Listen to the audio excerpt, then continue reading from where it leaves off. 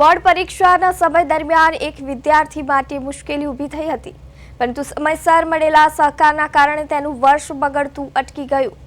કીમના ધોરણ 10ના વિદ્યાર્થીને અકસ્માતમાં હાથમાં ફ્રેક્ચર થતાં પરીક્ષા આપવી મુશ્કેલ બની હતી।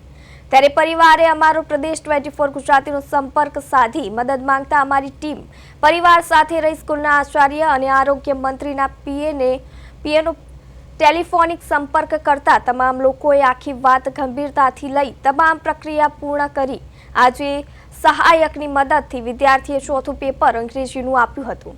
પરિવારે મીડિયા, આરોગ્ય અધિકારી, આરોગ્ય મંત્રીના પીએ અને પીકે દેસાઈના આચાર્ય સહિત જિલ્લા શિક્ષણ અધિકારીનો આભાર માન્યો હતો, કેમ કે એક દિવસના ઓછા સમયમાં તમામ લોકોએ સહકાર આપતા અંતે વિદ્યાર્થીનું વર્ષ બગડતા રહી ગયું હતું।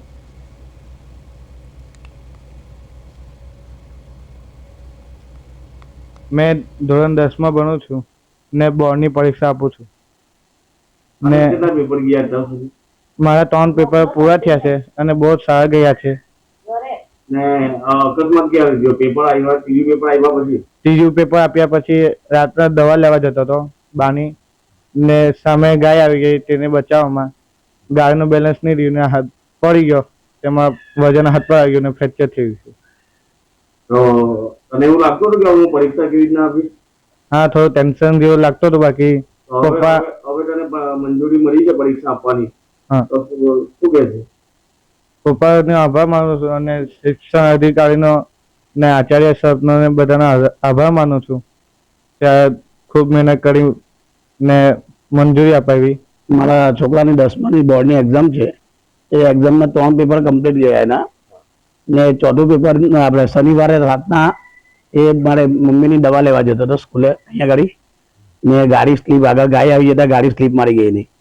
હવે મારે ટેન્શન આવી ગયું કે છોકરાની આગળ એક્ઝામ કઈ રીતના આપવી, એ રીતના મેં પછી સ્કૂલમાં સાહેબનો કોન્ટેક્ટ કર્યો, આચાર્ય સાહેબનો, અમૃત વસાવા સાહેબ, જેમણે અમને સહકાર આપ્યો, અને શિક્ષણ અધિકારી સાહેબ, સિવિલ સર્જન, એમનો સાથ સરકારથી ને પ્રદેશ ન્યૂઝના પત્રકાર સાહેબ, એ બધાનો સાથ સરકારથી મારા છોકરો આજે પરીક્ષા આપવા જઈ રહ્યો છે, એમનો હું આભાર માની રહ્યો છું।